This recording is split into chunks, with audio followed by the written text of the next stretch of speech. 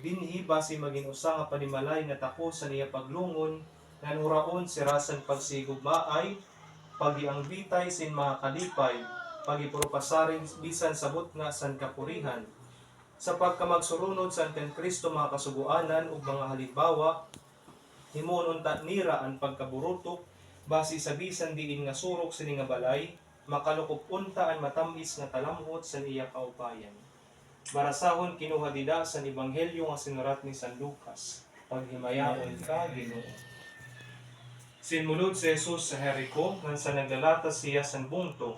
Nakadto didtoy usa nga tawo ang gingangaranan kan Sakeo usa nga namumuno sa mga parapanukot sin buwis ngan usa liwat siya nga manggaranon. Karoy niya makakita kung sino si Jesus, kundi kinurian gud siya makakita kan Jesus tungod sa iya kahabubo. Sanglit nagdalagan siya pag-una, ngan sin makasiya sin kahoy nga si Kamoro, basi la makakita kan Jesus nga maagi siton nga dalan. Pag-abot na ni Jesus ang dapit, hinmangad siya ngan ginsiring si Sakeo. Sakeo, lusad dayon kay mahunong ako sa imo balay. Ngan sa gilayon linmusad si Sakeo ngan ginkarawat si Jesus na maripayon. Pakakita sinisan mga tawo nagmurutob sira sa pagsiring. Hinmuron siya sa balay sin usa nga makasasala. Nagtinukdawon la si Sakeo nga ginsiring ang Ginoo. Tigam ni Ginoo pamilingan pagtalwas sa mga nagkawawara. Mga kabugtuan ang maupay nga sumat para sa aton dayon nga katalawasan.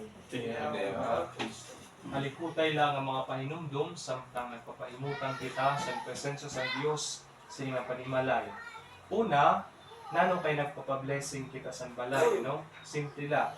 Kay karag naton nga magpukoy ang presensya ni Kristo, ang presensya sa Dios sa nga balay. Ngan basi diri ini pag doawon sin mga evil spirits o yawa, no?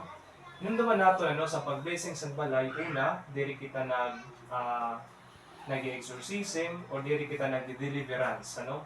Nagaampo kita para sa bendisyon sa Dios, para sa iya presensya, na bisan diin nga surok sa nga balay, lumukop ang talambot sa maupay nga presensya sa Dios, ano? Mga kabugtuan, importante, no? Blessing. Blessing comes when we pray. Kung nagaampo kita. Kareksid mo, ang blessing, diri po sa san paswerte-swerte, ano? Nga nag-iit sa sin mga piso, basi magkasulod ko ng grasya, nagbutang sin kuy nga nagsugat-sugad, o nano pa, fungsoy, nano lang. Diri po, ang blessing na abot sa tao kung nagaampo. Hinamdaman naton nga kinabuhi sa tao sa kalibutan, diri lang katan mag-upay, diri lang tanang kalipayan. Niyan kung ang blessing nga atong ginpapangaro kay normal sa panimalay nga maabot god ang pagsaramok ano iton kay magkaibay gumagod ang pagpanunahuna, ang pag-isip ano. Pagampo kita sa anak sa Dios, ang Ginoo sa langit ug tuna, ang pulong nga magpakatao basi lumungon sa aton tungod sa iya aton lungon sa amon Ginoo. Tungod sa Ginoo. Ginoo Kristo, bisan tusi mo nga panimalay dila sa imo panimalay ni Maria nga Jose, magintakos unta ini nga panimalay sa nimo paglungon basi adton nag-uukoy dinhi sa amon, magtalumbahay sa iyo ug Dios sa Espiritu Santo. Lungod sa Ginoo.